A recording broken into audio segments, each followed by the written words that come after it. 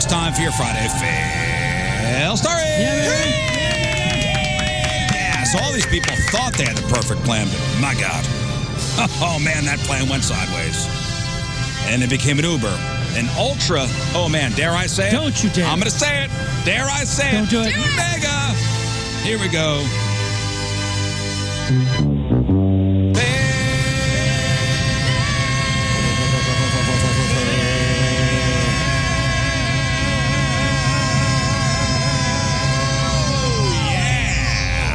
Fail. All right. Sounded great, boss. Oh, man, that was great, guys. Yeah. Man. Oh, your Friday Fail Stories are sponsored by Moritz Royce Jewelry, the official jeweler of the Rizzuto Show. Nobody wants to be on vacation. They get a call from their neighbor saying, Did you hire somebody to tear your house down? Oh man. Holy moly. Man. Hey, that's Hey, got a two-part question for you. How's Greece? And did you hire someone to tear your house down?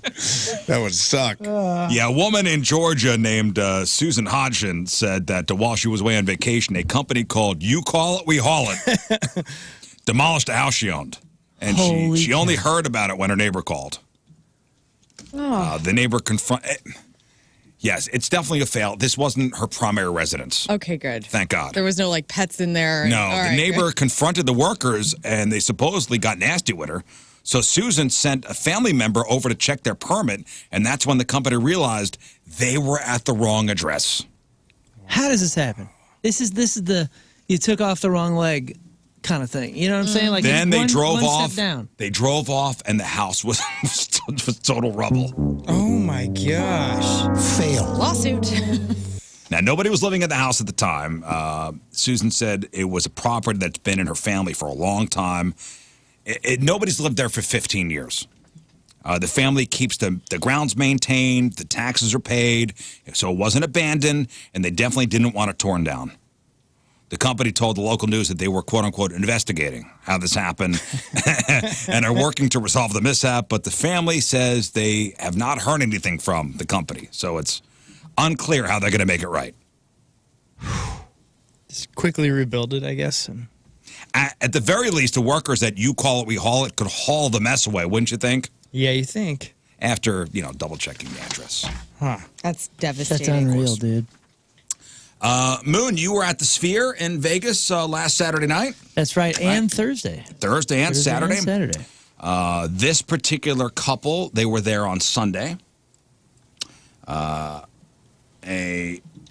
Vegas woman is being charged with grand theft and burglary after she allegedly left her quote-unquote sugar daddy at the Sphere on Sunday at the U2 show, broke into his hotel room and stole $50,000. Whoa. Yeah. The confessed sugar daddy called the cops once he got back to his hotel room, telling them that he met this 27-year-old Haley McNally. Haley McNally. Haley McNally. They were on the dating website seeking arrangements for a month prior. He said he would pay Haley $2,500 to spend the weekend with him. Sex was discussed, but never happened. Haley was hanging out with the guy by the pool when she asked if she could go have the code to a safe to store her stuff. Later that night, they went to U2. She bounced early, got the safe, stole $50,000.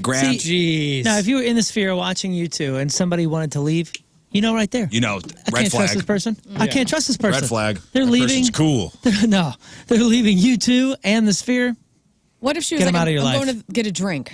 Out of And your she life. just She left. never came back? Out of your Yeah, life. and she never came back. That would be the way. So she got $50,000 in cash, $7,000 in casino chips. When she was arrested, cops found $11,000 in cash and $5,000 in casino chips. She went gambling. She went and spent most of that.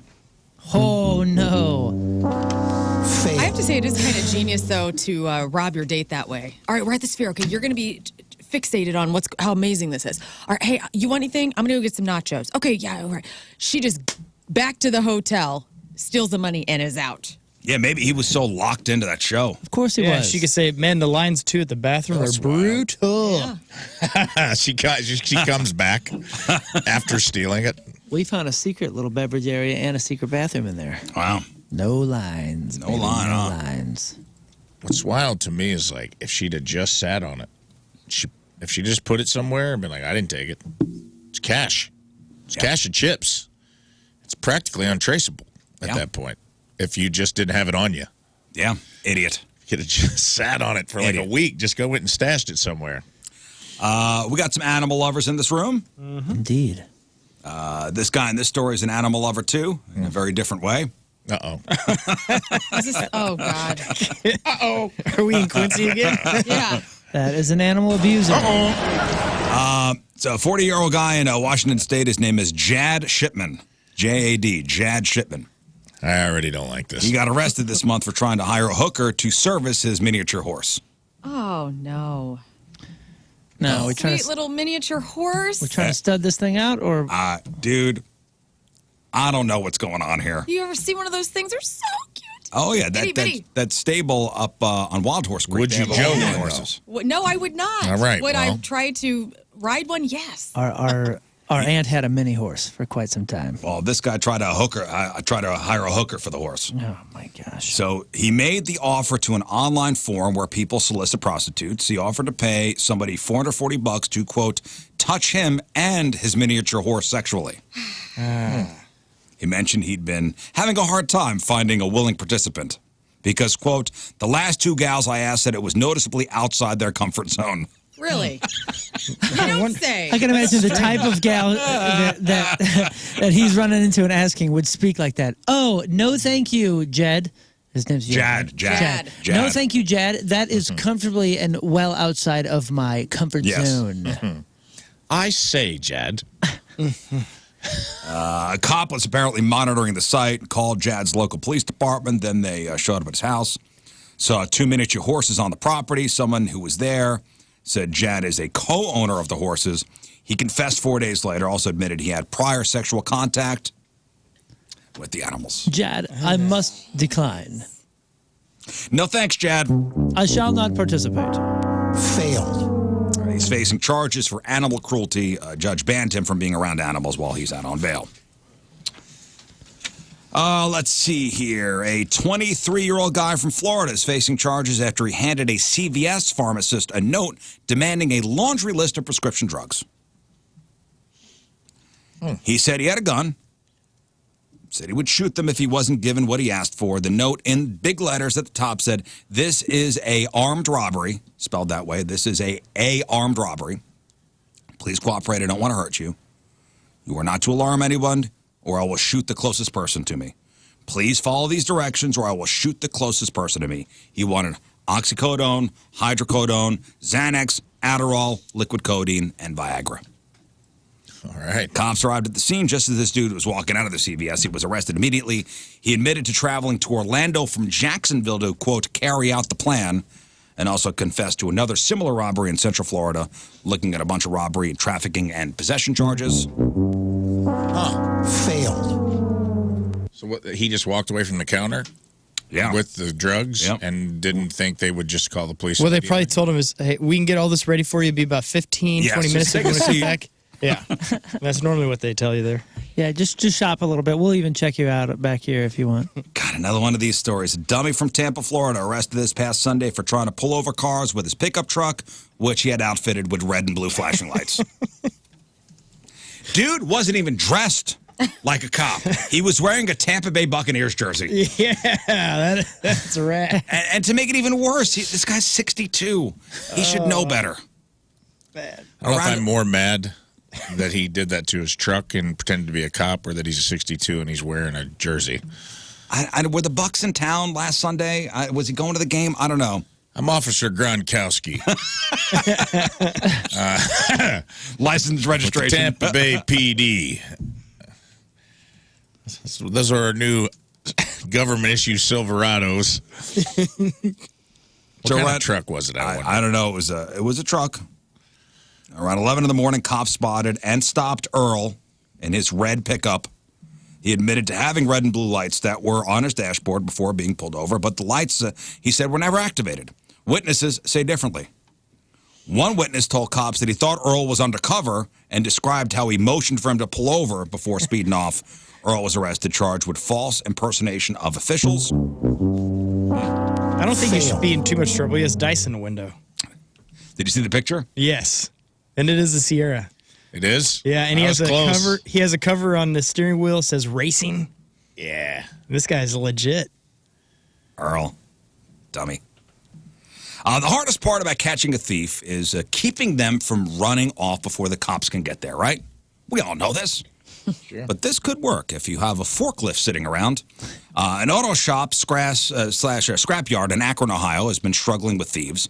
So when they saw an intruder in one of their cars on their lot, they drove a forklift over, lifted the car off the ground. The workers called 911 and said that they had the thief stuck in a car on the forklift. The dispatcher laughed and said, "Wonderful. This is the greatest thing I've ever heard. We'll get somebody out to you." That's awesome. When the cops arrived, they arrested the guy. He had a backpack with sawing tools on him. They asked him what he was there to steal. He replied, copper, to be honest, brother. I'm not going to lie. He's an honest guy. What a cool guy. Yeah, listen, bro. Copper, to be honest, brother. I ain't going to Even lie. cooler, you know what his last name is? What? Hogan. First name Alexander, last name Funk. Oh, nice. Super Alexander Funk. Here to steal. The funk, baby. The employees say they believe he had broken in at least 2 times before. Mr. Funk was charged with criminal trespassing and possessing criminal tools. Failed. That's awesome. Michigan's Donald Sexton being held on $1 million bond for robbing a bank while on parole for robbing a bank. He walked into a credit union, handed the teller a note demanding cash, fled with an undisclosed amount of money. He did all this while on parole for a 2014 bank robbery. He was arrested around 24 hours later. When he robbed a bank in 2014, he was already on parole for robbing several banks in 2010. Oh my gosh. That parole was set to end this year, but no.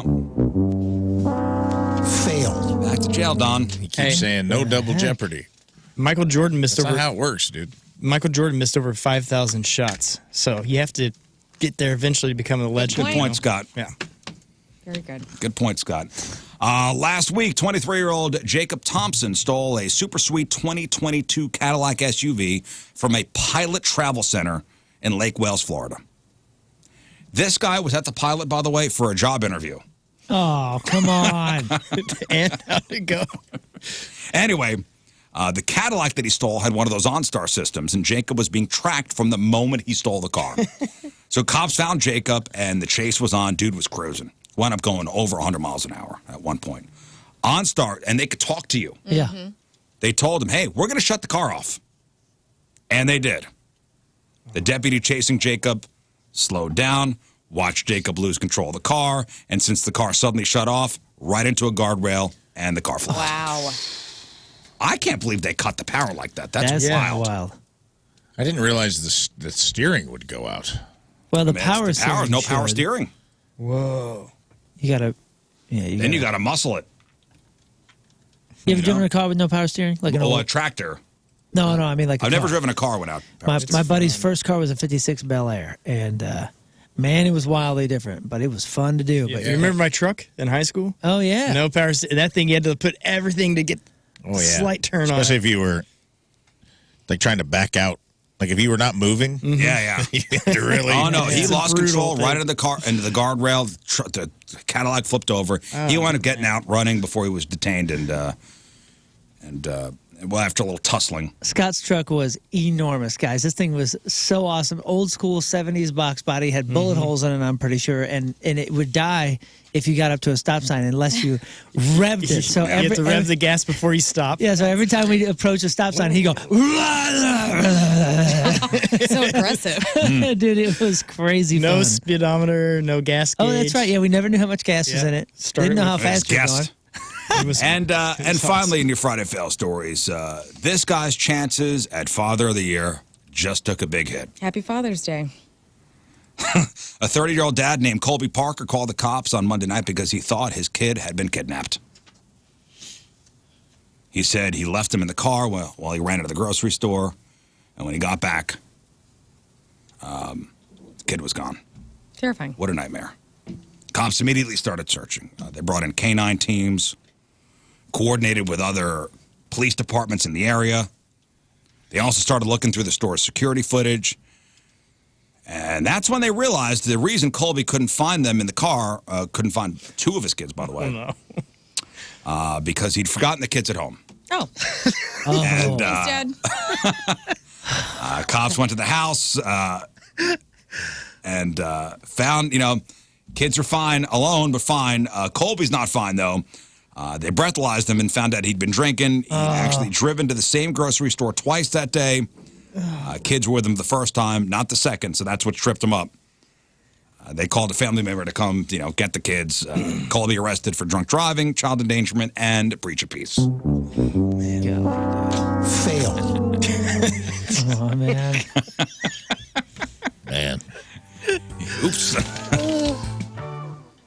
My kids. Just to bring out the whole to my team. kids. There's helicopters, all this So stuff. just hammered. Dad, we're right here. And those are your Friday fail stories.